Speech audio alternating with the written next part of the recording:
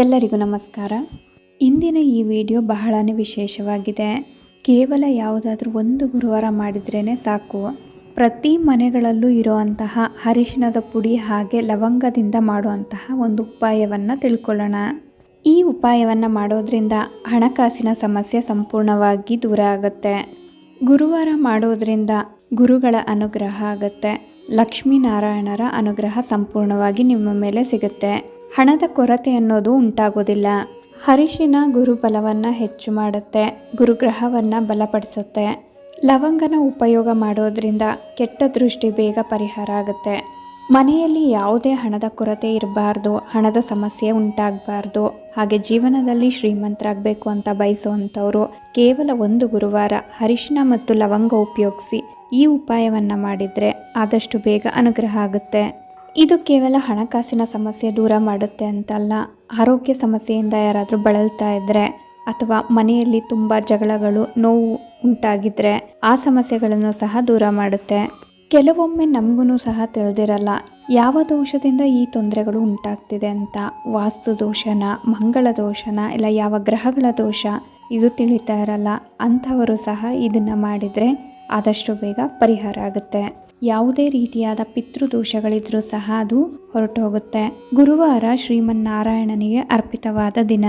ಅವರ ಅನುಗ್ರಹ ಯಾವ ರೀತಿಯಲ್ಲಿ ಆಗುತ್ತೆ ಅಂತಂದರೆ 7 ತಲೆಮಾರಿನವರೆಗೂ ಯಾವುದೇ ಹಣಕಾಸಿನ ತೊಂದರೆ ಆಗದೆ ಇರೋ ರೀತಿಯಲ್ಲಿ ಅನುಗ್ರಹ ಸಿಗುತ್ತೆ.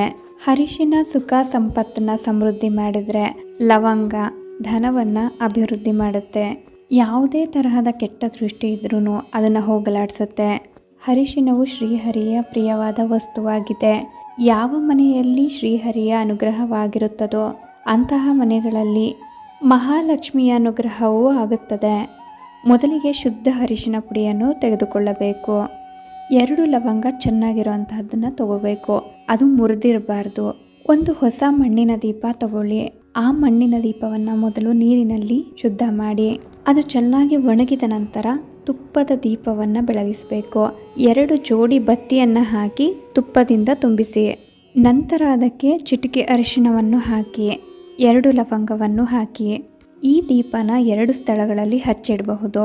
ಒಂದು ತುಳಸಿ ಗಿಡದ ಬಳಿ ಬೆಳಗ್ಗೆ ಅಥವಾ ಸಂಜೆ ನಿಮ್ಮ ಅನುಕೂಲಕ್ಕೆ ತಕ್ಕಂತೆ ಯಾವುದಾದ್ರೂ ಒಂದು ಸಮಯನ ಆಯ್ಕೆ ಮಾಡ್ಕೋಬಹುದು. ಒಣಗಿದಂತಹ ತುಳಸಿ ಬಳಿ ಹಚ್ಚಬಾರದು, ಹಸಿರಾದಂತಹ ತುಳಸಿ ಬಳಿ ಮಾತ್ರ ಹಚ್ಚಬೇಕು. ಕೆಲವ್ರ ಮನೆಯಲ್ಲಿ ತುಳಸಿ ಹಾಕಿರಲ್ಲ ಅಥವಾ ಒಣಗಿ ಹೋಗಿರುತ್ತೆ, ಅದು ನಮಗೆ ಲಭ್ಯ ಇಲ್ಲ ಅನ್ನೋ ಅಂಥವರು ತಾಯಿ ಮಹಾಲಕ್ಷ್ಮಿ ಶ್ರೀಹರಿನ ನೆನೆಸ್ಕೊಂಡು ದೇವರ ಮನೆಯಲ್ಲಿ ಹಚ್ಚಿಡಬಹುದು. ಈ ದೀಪ ನಾವು ಯಾವಾಗ ಹಚ್ಚುತ್ತೀವಿ ಆಗ ಲಕ್ಷ್ಮೀನಾರಾಯಣ ಇಬ್ಬರಿಗೂ ಅಂತ ನೆನಪು ಮಾಡಿಕೊಂಡು ಹಚ್ಚಬೇಕು. ಸಾಮಾನ್ಯವಾಗಿ ತುಳಸಿ ಗಿಡದ ಹತ್ತಿರ ಲಕ್ಷ್ಮೀನಾರಾಯಣರ ವಾಸ ಇರುತ್ತೆ ಅಂತ ಹೇಳ್ತಾರೆ. ದೇವರ ಮನೆಯಲ್ಲಿ ಹಚ್ಚೋರು ಅಷ್ಟೇ ಲಕ್ಷ್ಮೀನಾರಾಯಣನನ್ನು ನೆನೆಸ್ಕೊಂಡು 108 ಬಾರಿ ಓಂ ಶ್ರೀ ಲಕ್ಷ್ಮೀನಾರಾಯಣಾಭ್ಯೋ ನಮಃ ಈ ಮಂತ್ರನ ಜಪ ಮಾಡಿಕೊಂಡು ಸಹ ಹಚ್ಬೋದು. ತಾಯಿ ಲಕ್ಷ್ಮೀದೇವಿ ಕೃಪಾಶೀರ್ವಾದ ಅಥವಾ ಶ್ರೀಹರಿಯ ಕೃಪಾಶೀರ್ವಾದ ಸಂಪೂರ್ಣವಾಗಿ ನಮಗೆ ಬೇಕು ಅಂತಂದರೆ ಇಬ್ಬರನ್ನು ಒಟ್ಟಿಗೆ ಪೂಜೆ ಮಾಡಿ ಈ ದೀಪನ ಹಚ್ಚಬೇಕು. ಭಕ್ತಿ ಶ್ರದ್ಧೆ ನಿಷ್ಠೆಯಿಂದ ಕೇವಲ ಒಂದು ಗುರುವಾರ ಒಂದು ಸಮಯದಲ್ಲಿ ಮಾಡಿದ್ರೇ ಸಾಕು. ಸಂಪೂರ್ಣವಾದ ಲಕ್ಷ್ಮೀನಾರಾಯಣರ ಕೃಪಾಶೀರ್ವಾದ ಖಂಡಿತ ದೊರೆಯುತ್ತೆ. ಕೇವಲ ನಮಗಷ್ಟೇ ಅಲ್ಲ, 7 ತಲೆಮಾರಿನವರೆಗೂ ಸಂಪೂರ್ಣವಾದ ಕೃಪಾಶೀರ್ವಾದ ಇರುತ್ತೆ.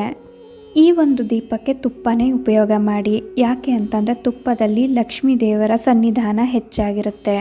ಎಲ್ಲಿ ತಾಯಿ ಲಕ್ಷ್ಮೀ ದೇವಿ ಇರೋದಿಲ್ವೋ ಅಲ್ಲಿ ಶ್ರೀಹರಿ ದೃಷ್ಟಿಯನ್ನು ಹರಿಸೋದಿಲ್ಲ.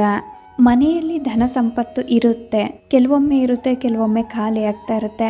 ಇಲ್ಲ ಅಂತಂದರೆ ಸ್ವಲ್ಪ ಸಮಸ್ಯೆನೂ ಉಂಟಾಗಬಹುದು. ಅದೆಲ್ಲ ಆಗಬಾರ್ದು ಅನ್ನೋದಾದರೆ, ಸಂಪತ್ತು ಹೆಚ್ಚಾಗ್ತಾನೆ ಹೋಗಬೇಕು ಅನ್ನೋದಾದರೆ ಇನ್ನೂ ಒಂದು ಉಪಾಯ ಮಾಡ್ಬೋದು.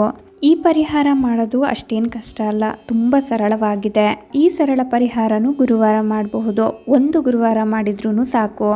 ಶುದ್ಧವಾದ ನೀರಿನೊಂದಿಗೆ 2 ಚಿಟಿಕೆ ಅರಿಶಿಣನ ಬೆರೆಸಿ, ಅದನ್ನು ಬೆರೆಸಬೇಕಾದ್ರೆ ಓಂ ನಮೋ ಭಗವತೆ ವಾಸುದೇವಾಯ ನಮಃ ಮಂತ್ರವನ್ನು ಹೇಳ್ಕೋಬೋದು. ಇದನ್ನು ಬೆಳಗ್ಗೆ ಅಥವಾ ಸಂಜೆ ಮಾಡಿ. ಮನೆಯ ಎಲ್ಲ ಜಾಗಗಳಲ್ಲಿ ಇದನ್ನು ಸಿಂಪಡಿಸಿ, ಶೌಚಾಲಯಗಳಿಗೆ ಸಿಂಪಡಿಸಬಾರ್ದು. ಹೀಗೆ ಮಾಡೋದ್ರಿಂದ ಹಣದ ಮುಗ್ಗಟ್ಟು ಆದಷ್ಟು ಬೇಗ ಕಡಿಮೆ ಆಗುತ್ತೆ. ಯಾವುದಾದ್ರೂ ಮನಿ ಬ್ಲಾಕೇಜಸ್ ಅಂತ ಹೇಳ್ತಾರೆ, ಆ ಥರ ಪ್ರಾಬ್ಲಮ್ಸ್ ಇತ್ತು ಅಂದರೆ ಬೇಗ ಸಾಲ್ವ್ ಆಗುತ್ತೆ. ನೀವು ಕೊಟ್ಟಂಥ ಹಣ ವಾಪಸ್ ಬರ್ತಾ ಇಲ್ಲ ಅಂತಂದರೆ ಅಥವಾ ನೀವು ನಿಮಗೆ ಹಣ ಏನಾದರೂ ಬೇಕು ಅಂತ ಪ್ರಯತ್ನ ಪಡ್ತಿದ್ರೆ ಆ ಥರ ಸಮಯದಲ್ಲಿ ಮಾಡ್ಕೊಳ್ಳಿ, ತಕ್ಷಣ ಅರೇಂಜ್ ಆಗುತ್ತೆ. ನಿಮಗೆ ವಾಪಸ್ ಹಣ ಕೊಡೋ ಅಂಥವ್ರಿಗೆ ಅನುಕೂಲ ಆಗ್ಬೋದು, ಅವರು ಆದಷ್ಟು ಬೇಗ ತಲುಪಿಸಬಹುದು. ಅಥವಾ ನೀವೇನಾದರೂ ಲೋನ್ ಅದು ಇದು ಅಪ್ಲೈ ಮಾಡಿದ್ದು ಅದು ನಿಂತು ಹೋಗಿದ್ರೆ ಅದು ಸಹ ಬೇಗ ಆಗುತ್ತೆ. ಕೆಲವರಿಗೆ ಆದಾಯ ಇರುತ್ತೆ, ಆದರೆ ಹಣದ ನಷ್ಟ ಹೆಚ್ಚಾಗಿರುತ್ತೆ, ವ್ಯರ್ಥವಾಗಿ ಹಣ ಖರ್ಚಾಗ್ತಾ ಇರುತ್ತೆ, ಇಲ್ಲ ಕಳೆದು ಹೋಗ್ತಾ ಇರುತ್ತೆ. ಅಂಥವರು ಸಹ ಇದನ್ನು ಪ್ರಯತ್ನ ಮಾಡ್ಬೋದು. ನಾವು ಏನು ಗಳಿಸ್ತೀವಿ ಹಣ ಅದು ನಮಗೆ ಸದುಪಯೋಗ ಆಗುತ್ತೆ. ಕೆಲವರಿಗೆ ಈ ಥರ ಸಮಸ್ಯೆ ಆಗ್ತಿರಬಹುದು, ಬೀರೂನಲ್ಲಿಟ್ಟಂಥ ಹಣ ಆದಷ್ಟು ಬೇಗ ಖರ್ಚಾಗ್ತಿದೆ, ಇಲ್ಲ ನಾವು ಪರ್ಸ್ನಲ್ಲಿ ಹಣ ಇಟ್ಕೊಂಡ್ರೆ ಅದು ಸಹ ಬೇಗ ಖರ್ಚಾಗುತ್ತೆ ಅನ್ನೋರು ಈ ಉಪಾಯವನ್ನು ಮಾಡಿ. ಇನ್ನು ಅತ್ಯಂತ ಸುಲಭ ಉಪಾಯ ಇನ್ನೊಂದಿದೆ. ಮನಸ್ಸಿನ ಯಾವುದೇ ಇಚ್ಛೆಗಳಿರಲಿ, ಮನೆ ಕಟ್ಟುವಂಥದ್ದಾಗಿರ್ಬೋದು, ಸೈಟ್ ತಗೊಳ್ಬೇಕು ಅನ್ನೋದಾಗಿರ್ಬೋದು, ಇಲ್ಲ ಗೌರ್ಮೆಂಟ್ ಜಾಬ್ ಬೇಕು ಅನ್ನೋರು, ಇನ್ನೂ ಹೆಚ್ಚಿನ ಯಾವುದೇ ಆಸೆಗಳಿತ್ತು ಅಂತಂದ್ರೂ ಅದು ಆದಷ್ಟು ಬೇಗ ನಿಮಗೆ ಆಗಬೇಕು ಅನ್ನೋದಾದರೆ ಒಂದು ಗುರುವಾರ 5 ಹಳದಿ ಬಣ್ಣದ ಹೂಗಳನ್ನು ತಗೊಳ್ಳಿ. ಲಕ್ಷ್ಮೀ ನಾರಾಯಣರ ಫೋಟೋ ಇದ್ದರೆ ಅದಕ್ಕೆ ಅರ್ಪಣೆ ಮಾಡ್ಬೋದು. ಆ ಫೋಟೋ ಇಲ್ಲ ಅಂತಂದರೆ ತುಳಸಿ ಗಿಡಕ್ಕೆ ಅರ್ಪಣೆ ಮಾಡ್ಬೋದು. ಅದೆರಡೂ ಲಭ್ಯ ಇಲ್ಲ ಅಂತಂದರೆ ಲಕ್ಷ್ಮೀನಾರಾಯಣರನ್ನ ನೆನೆಸ್ಕೊಂಡು ದೇವರ ಮನೆಯಲ್ಲಿ ಇಟ್ಟು ಅದನ್ನು ನೀವು ಪೂಜೆ ಮಾಡ್ಬೋದು. ಹಳದಿ ಬಣ್ಣದ ಯಾವುದಾದ್ರೂ ಸಿಹಿ ತಿಂಡಿಯನ್ನು ಅರ್ಪಣೆ ಮಾಡಬೇಕು. ಹಳದಿ ಬಣ್ಣದ ಮಿಠಾಯಿ ಆಗಿರ್ಬೋದು, ಇಲ್ಲ ಸಜ್ಜಿಗೆ ಆಗಿರ್ಬೋದು. ತುಪ್ಪದ ದೀಪವನ್ನು ಹಚ್ಚಿಡಿ. ನಿಮಗೆ ಸಾಧ್ಯವಾದಷ್ಟು, ನಿಮಗೆ ಸಮಯ ಇರುವಷ್ಟು ಓಂ ನಮೋ ಭಗವತೆ ವಾಸುದೇವಾಯ ನಮಃ ಈ ಶಕ್ತಿಶಾಲಿ ಮಂತ್ರವನ್ನು ಜಪ ಮಾಡಿ. ಎಲ್ಲದಕ್ಕೂ ಮುಖ್ಯವಾದದ್ದು ನಮ್ಮ ಸಂಕಲ್ಪ. ತುಳಸಿ ಮುಂದೆ ಅಥವಾ ದೇವರ ಮುಂದೆ ದೀಪದ ಬಳಿ ನಮ್ಮ ಸಂಕಲ್ಪವನ್ನು ಹೇಳ್ಕೋಬೇಕು. ಕೆಲಸ ಸಿಗಬೇಕು ಅನ್ನೋಂಥವ್ರು ಅದ್ರ ಬಗ್ಗೆ ಹೇಳ್ಕೋಬೇಕಾಗತ್ತೆ. ಮನೆ ಕಟ್ಟಬೇಕು ಅಂತ ಆಸೆ ಇರುವಂಥವ್ರು ಅದ್ರ ಬಗ್ಗೆ ಸಂಕಲ್ಪವನ್ನು ಮಾಡ್ಕೊಳ್ಳಿ. ನಿಮ್ಮ ಆಸೆ ಕೋರಿಕೆಗಳು ಯಾವುದ್ರ ಬಗ್ಗೆನೇ ಇರಲಿ, ಏನೇ ಆಗಿರಲಿ ಅದನ್ನು ನೀಟಾಗಿ ಹೇಳ್ಕೊಳ್ಳಿ. ಉಪಾಯಗಳಂತೂ ಸರಳವಾಗಿದೆ ಅಂತ ನಿರ್ಲಕ್ಷ್ಯ ಬೇಡ. ಗಮನ ಇಟ್ಟು ಮಾಡಿದರೆ ನಾವು ಅಂದ್ಕೊಂಡಿದ್ದೆಲ್ಲ ಖಂಡಿತ ಬೇಗ ನೆರವೇರುತ್ತೆ.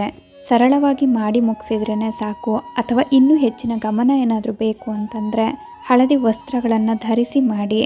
1 ಹನಿ ಹಸಿ ಹಾಲಿಗೆ 1 ಚಿಟಿಕೆ ಅರಿಶಿನ ಬೆರೆಸಿ ಅದು ನಿಮ್ಮ ಹಣೆಗೆ ಹಚ್ಕೊಳ್ಳಿ. ನಮ್ಮ ಕಾನ್ಸಂಟ್ರೇಷನ್ನು ಹೆಚ್ಚಾಗುತ್ತೆ, ಹಾಗೆ ದೇವರ ಕೃಪಾ ದೃಷ್ಟಿ ಬೇಗ ಶೀಘ್ರವಾಗಿ ದೊರೆಯುತ್ತೆ. ಇದನ್ನು ವಿದ್ಯಾರ್ಥಿಗಳು ಸಹ ಮಾಡ್ಬೋದು. ಕಂಕಣ ಭಾಗ್ಯ, ಸಂತಾನ ಭಾಗ್ಯ, ಯಾವುದೇ ಇಚ್ಛೆ ಇರಲಿ ಆದಷ್ಟು ಬೇಗ ಪೂರ್ತಿಯಾಗುತ್ತೆ. ನಮಗೆ ಬೇಕಾದ ಕಡೆ ಟ್ರಾನ್ಸ್ಫರ್ ಬೇಕು ಅಥವಾ ಟ್ರಾನ್ಸ್ಫರ್ ಆಗಿ ನಾವು ಹೋಗಬಾರ್ದು, ಇದೇ ಪ್ಲೇಸ್ ಬೇಕು ಅನ್ನೋರು ಮಾಡ್ಬೋದು. ಪ್ರಮೋಷನ್ ಬೇಕು ಅಂತ ಟ್ರೈ ಮಾಡ್ತಿರೋ ಅಂಥವರು ಖಂಡಿತ ಮಾಡ್ಕೊಳ್ಳಿ. ಗುರುವಿನ ಆಶೀರ್ವಾದ ಹಾಗೆ ಲಕ್ಷ್ಮೀನಾರಾಯಣರ ಆಶೀರ್ವಾದ ಬೇಗ ದೊರೆಯುತ್ತೆ. ಗುರುವಾರದಂದು ನಮಗೆ ಲಭ್ಯ ಇರುವಂತಹ ವಸ್ತುಗಳನ್ನ ಬಳಸಿ ಸಣ್ಣದಾದ ಉಪಾಯಗಳನ್ನು ಹೇಗೆ ಮಾಡೋದು ಅಂತ ತಿಳಿಸ್ಕೊಡ್ತಾ ನಾನು ಈ ವಿಡಿಯೋನ ಇಲ್ಲಿಗೆ ಎಂಡ್ ಮಾಡ್ತಿದ್ದೀನಿ. ಈ ಮಾಹಿತಿಗಳು ನಿಮಗಿಷ್ಟ ಆದರೆ ದಯವಿಟ್ಟು ನಮ್ಮ ಚಾನಲ್ಗೆ ಸಬ್ಸ್ಕ್ರೈಬ್ ಆಗಿ, ಲೈಕ್ ಮಾಡಿ, ಶೇರ್ ಮಾಡಿ, ಹಾಗೆ ಕಮೆಂಟ್ ಮಾಡಿ.